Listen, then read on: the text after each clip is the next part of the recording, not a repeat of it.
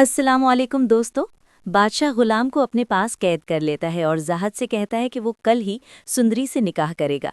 हवेली में ज़ोर शोर से तैयारियां शुरू हो जाती हैं, मगर रात के वक्त ज़ाहद चुपके से कैद खाने में गुलाम के पास जाता है, उसकी रस्सियां खोल देता है और कहता है कि अभी भी वक्त है, सुंदरी और अपनी माँ को लेकर यहाँ से निकल जाओ, वरना कल बादशाह उससे निकाह कर लेगा।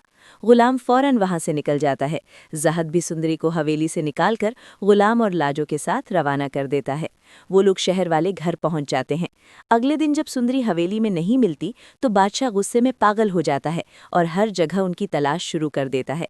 इसी दौरान ज़ाहद गुलाम को कॉल करता है और कहता है कि वो खुर्शीद और मौलवी साहब को लेकर आ रहा है ताकि तुरंत निकाह करवाया जा सके। लेकिन बादशाह ये सारी बातें सुन लेता है और गुस्से में उनका पीछा करता हुआ वहां पहुंच जाता है। जैसे ही निकाह शुरू होता है, बादशाह वहां आकर गुलाम को बुरी तरह मारता है। गुलाम बुरी तरह जख्मी हो जाता है और बादशाह जबरदस्ती सुंदरी को अपनी गाड़ी में डालकर हवेली ले जाता है। वहां पहुंचकर वो कहता है कि वो अभी इसी वक्त सुंदरी से निकाह करेगा। दूसरी तरफ गुलाम अस्पताल में जिंदगी और मौत की जंग लड़ रहा होता है। बादशाह मौलवी साहब को लेकर हवेली पहुंचता है और निकाह शुरू करवाता है, लेकिन तभी अचानक गोलियों की आवाज़ गूंजती है और एक गोली आकर बादशाह को लग जाती है। वो वहीं गिर जाता है। उसी वक्त कुर्बान अली सामने आता है और कहता है कि अपनी बेटी की जिंदगी बर्बाद करने के बाद तुम लोग सुकून से नहीं रह सकते। सब लोग घबरा जाते हैं और बादशाह को तुरंत अस्पताल ले जाया जाता है। डॉक्टर बताते हैं कि उसकी हालत बहुत नाजुक है और वो आखिरी बार गुलाम और सुंदरी से मिलना चाहता है।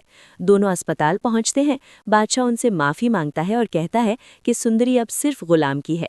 इतना कहकर उसकी हालत बिगड़ जाती है और आखिरकार वो दम तोड़ देता है। ये देखकर ज़ाहद और साहिबजान टूट जाते हैं और उन्हें अपनी सारी गलतियों का एहसास होने लगता है। बाद में ज़ाहद गुलाम और सुंदरी को बुलाकर अपनी गलतियों की माफ़ी मांगता है, जायदाद गुलाम के नाम करता है और दोनों के निकाह का ऐलान कर देता है। तो दोस्तों, मुमकिन है कि कहानी कुछ इस तरह अपने अंजाम तक पहुँचे। आपको क्या लगता है, ये प्रिडिक्शन सही होगी या नहीं? कमेंट करके ज़रूर बताइएगा।